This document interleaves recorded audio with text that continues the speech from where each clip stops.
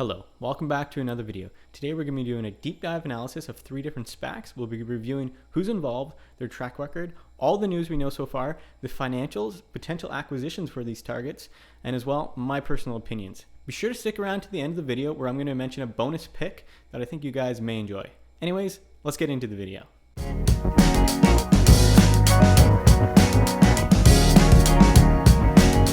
So the first SPAC I want to talk about today is Bridgetown Holdings, BTWN, and it trades on the NASDAQ right now. It's a blank check company. It was formed by the Pacific Century Investment Group and Teal Capital. The company is led by CEO and CFO Director Daniel Wong, who currently serves as a Senior Vice President at the Pacific Century Group. Pacific Century Group is a Hong Kong-based investment firm founded by Richard Lee. Lee is one of the richest men in Asia with a net worth of almost $4.5 billion. He made his money founding a couple different television stations, including a Pan-American television station and all different kinds of telecom. The chairman is actually Peter Thiel's husband. He's the head of private investments at Teal Capital, again, founded by Peter Thiel. Peter Thiel, famously part of the PayPal mafia and first outside investor of Facebook. We have these 2 mega financial institutions backing these SPACs. Both of them have a fantastic track record. And even this year, Peter Thiel took Palantir public. It ran up, it IPO'd around $9 a share, ran up to $33.50 before settling back down at about $25 a share as of close of markets on the 8th of January. Lastly, but certainly not to be overlooked, another team member involved is former Y Combinator president and current CEO of OpenAI, Sam Altman. He's been an angel investor in some of the largest names of all time, Airbnb, which went public this year, Stripe, Reddit, Instacart, Pinterest. So these are 3 massive names attached to this SPAC so far, all of them with a fantastic track record. It's kind of hard to keep track of all the different major players in this one alone. Now let's hop into what it'll be merging with and everything we know about them so far. The target's going to be an Indonesian-based e-commerce giant called Tokopedia. So this is the country's largest e-commerce platform and looking for a dual listing both in the United States and in Indonesia. You can think of them as Amazon for Southeast Asia. The company's been around since around 2009. It's led by William. I'm not going to try and pronounce his last name. The CEO, he's a golden child for Southeast Asia. They have some pretty big competition though in Southeast Asia, C-Shop, Alibaba's Lazada, and of course Amazon. But as far as the company goes, e-commerce focused in Southeast Asia, one of the largest in the region. So some of the financials that we know about this SPAC so far, Bridgetown raised $550 million launching BTWN. Now Tokopedia is worth $1 billion. Some people speculate, but it could be worth up to $10 billion depending on outside investors. Tokopedia is worth $1 billion to $10 billion. It's kind of a wide range I found online. People are talking about 8 to 10. It's probably more realistic. They did a $2 billion round from some of the largest investors in the world. Again, SoftBank invested in them, Alibaba invested in them, Tencent, Google. As for my personal opinion and full disclosure, I am holding BTWN. Over the past years, we've seen an immense influx of online ordering due to what's happening in the world right now. Some of these players involved are extremely trustworthy and they have a great track record.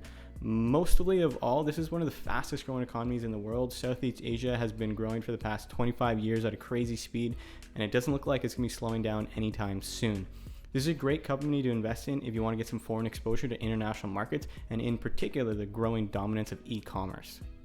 So the next one on the list is PSTH, led by Pershing Square's Bill Ackman. We don't know which company this SPAC is meant for just yet, but it's going to be seeking some targets in the high-quality IPO candidates, mature unicorns, private equity portfolio companies, and family-owned companies. That was listed on the Pershing Square's website. One of the speculated companies that people have gotten pretty excited online is Rivian. Rivian is the maker of electronics trucks and SUVs. Very interesting company. And if this was to, go public through the SPAC with PSTH, it would catch the attention with the extreme rise in Tesla in the recent year. Electronic vehicles and NIO have been getting a lot of attention. Some other names that have been thrown around. We're including Bloomberg, Stripe, and even Chick-fil-A. So those are just speculations. We don't know which company is going to be merging through this SPAC, but I'm sure Bill Ackman's not going to let us down. 2020 was a fantastic year for Bill Ackman. He had a 70% return. He had fantastic short play back in March. I do not see him slowing down anytime soon, and I personally am long this position as well.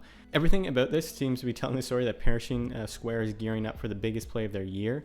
One thing to mention again, that it's trading at a fairly large premium right now. It ended on Friday about $30 a share, bringing the market cap to about $6 billion. So keep that in mind, and I know depending on which company is going to be going through the merger, we're going to see some fluctuation in that price. But the net asset value is trading at a premium right now. So for the third one I want to talk about today, I think it's a little bit lesser known. It's INAQ, and it's going to be merging with Metromile. It's a car insurance startup that offers pay per mile. Customers get a reduced premium for tracking on their car how often they drive and how they drive. They already have a partnership with Ford, and they're likely to increase that partnership across all different automotive part manufacturers. You can also add this to your car as an aftermarket. The company is really bringing the Internet of Things into the automotive world, which is very interesting. So Cohen and Company is sponsoring this SPAC, but Chamath Palyihapitya is leading the PIPE, so the private investment in a public company.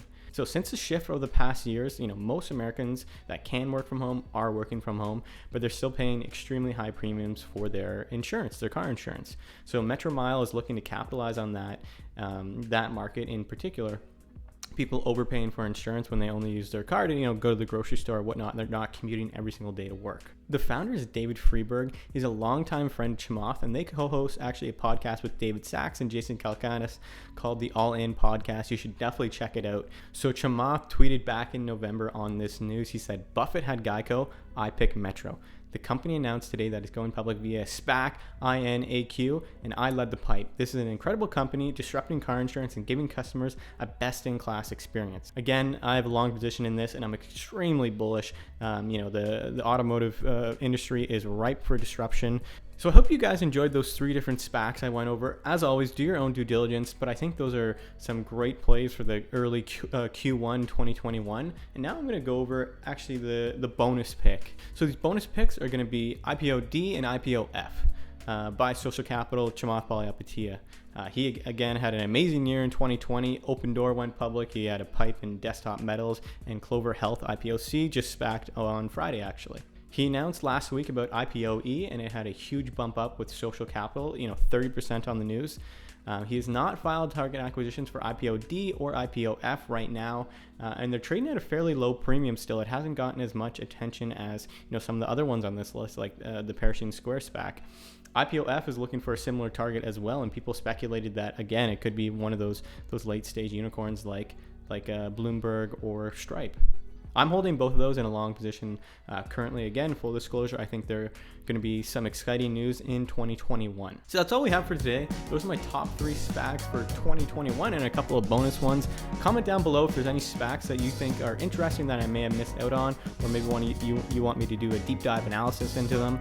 If you have not already, be sure to subscribe to the channel if you want to see more videos like this, and hit the like button if you did enjoy this video.